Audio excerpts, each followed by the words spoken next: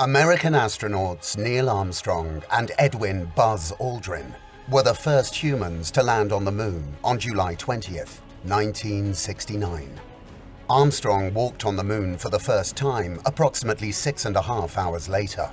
As he took his first step, Armstrong said what would become one of the most poignant quotes in history.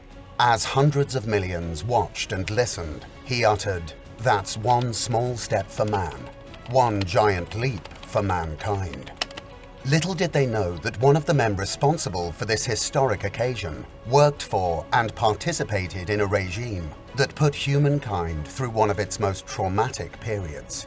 This man's name was Wernher von Braun, a high-level Nazi who would become the head of NASA.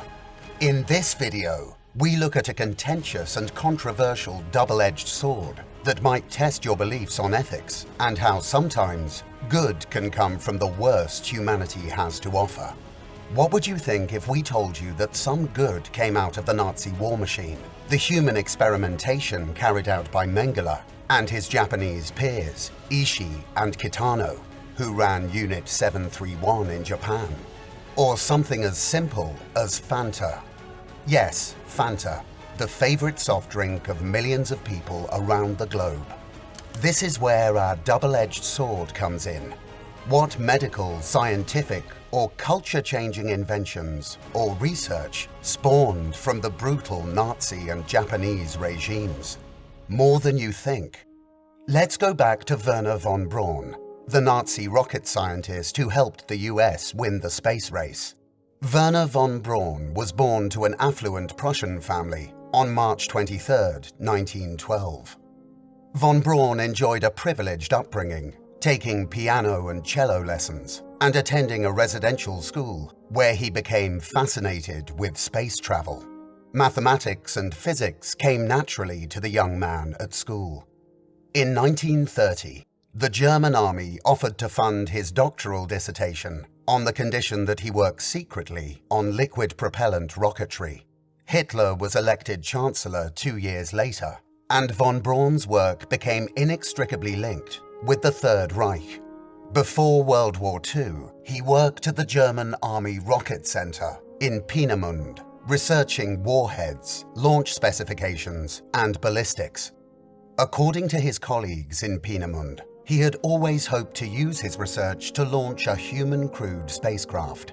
In 1939, Braun submitted a membership application to the Third Reich, according to him, without political motivation.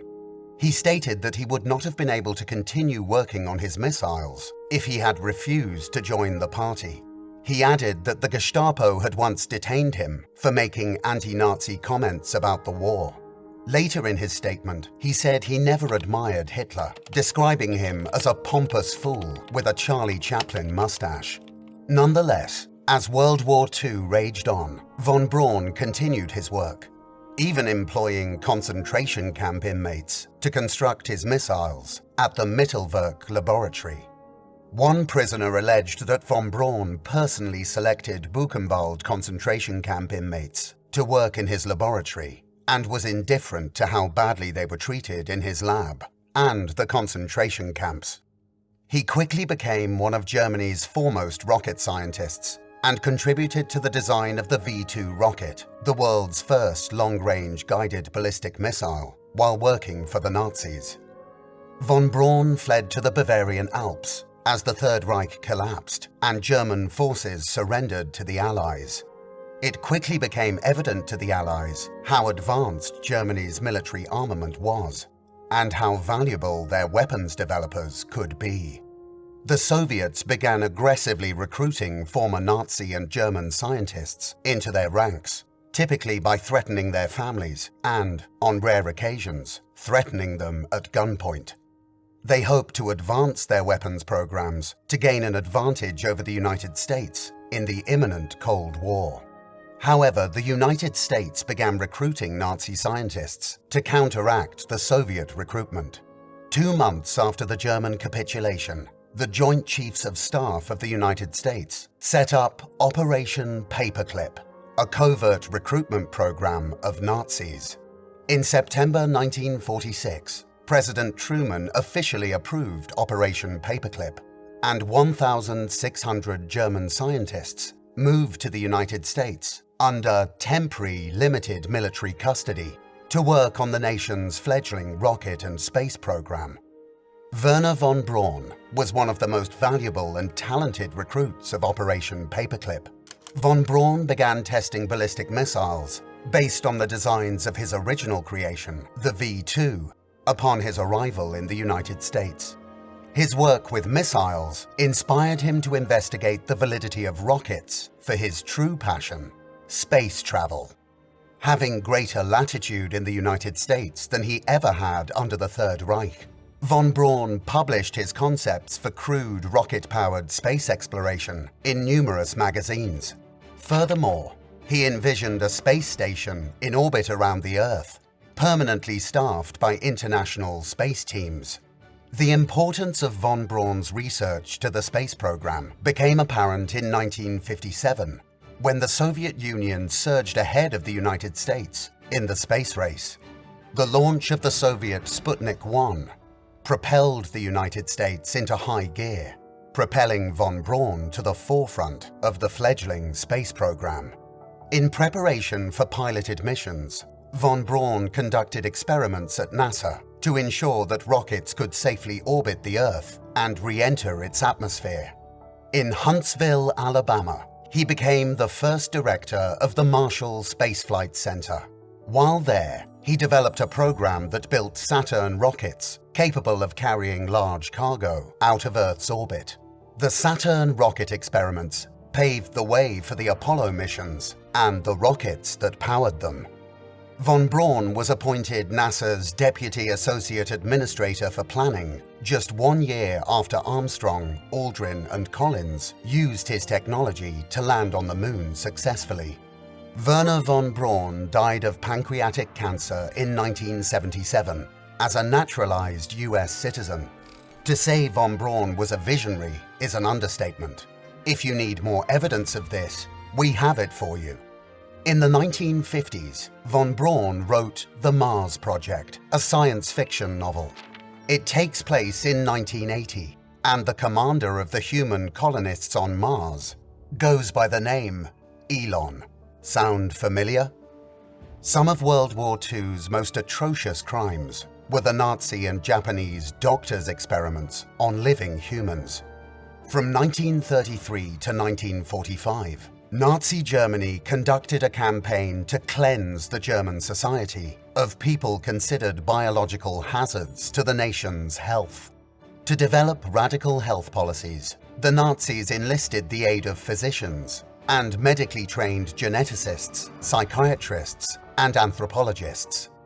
Several projects were designed to improve the field of survival of Axis military personnel in various facilities across Nazi Germany. Physicians from the German Air Force and the German Experimental Institution for Aviation conducted high-altitude experiments on detainees at Dachau to determine the highest possible altitude from which personnel of damaged aircraft could safely parachute to safety. Scientists there also conducted so-called freezing experiments on captives to discover an effective treatment for hypothermia. Other experiments looked into developing and testing medicines and treatment methods for injuries and ailments encountered on the battlefield by Nazi military personnel.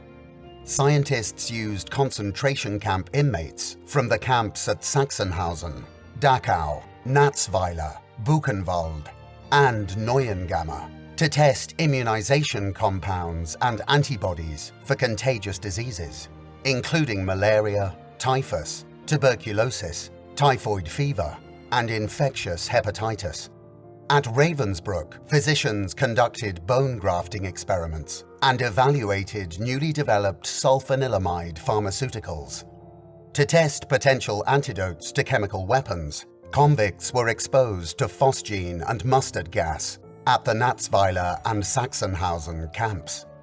The vast majority of Nazi medical research was highly specialized, and more German physicians joined the Nazi Party than any other occupation. More than a third of all Nobel Prizes in medicine, chemistry, and physics were awarded to Germans in 1939. There is an abundance of research conducted during the Nazi era that physicians have used and expanded upon since the war. However, the data collected in concentration centers tended to be grisly, unscientific, and largely ineffective. Phosgene gas and hypothermia are two instances in which these experiments had evident public health applications.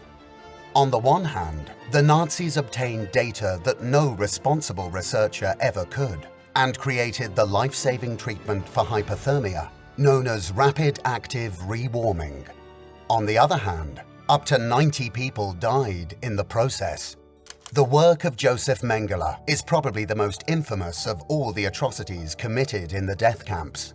He had published a pre-war paper on hereditary cleft palates, but his infamous Auschwitz experiments on hundreds of twin pairs yielded no noteworthy results. However, he contributed by donating thousands of brains, organs, cadavers, and blood and tissue samples from victims to major research institutions. Numerous eminent German neuroscientists studied these brains, including Julius Hallervorden, who discovered the uncommon neurodegenerative disorder NBIA. In China, the Japanese were conducting their own human experiments. Between 1932 and 1945, Unit 731 was the Japanese Biological and Chemical Research Division that operated in China. Unit 731 conducted medical experiments, including vivisections on detained Chinese, Koreans, Mongolians, Russians, and Americans, including the young, elderly, and expectant mothers. During these Unit 731 experiments, captives were rarely administered anesthetics and frequently endured amputations, burning, or forced consumption of toxins or poisons while conscious. At the heart of these medical atrocities are Unit 731's biological warfare experiments, highlighted by the plethora of malicious human-made diseases unleashed on Chinese civilians in their homes and communities. These experiments aim to ascertain human pathogen interactions at multiple levels, including how viruses interact with their human hosts, and how these viruses and infections evolve over time. Unit 731 medical practitioners were especially interested in diseases, pathogens, and epidemics. Emerging evidence implies that Unit 731 may have intentionally engineered and spread at least 4 lethal infectious organisms, including anthrax, plague, cholera, and glanders. The files on Unit 731 may possess one of the most exhaustive medical datasets on human pathogen interactions across these lethal and engineered epidemics. Despite being learnt through the torment, tears, and deaths of thousands, this research may save the world one day. Most, if not all, of the information obtained by the unit is classified. Sharing the data from Unit 731 with the medical community would enable the world to analyze the data using more advanced medical technologies, thereby possibly preventing a future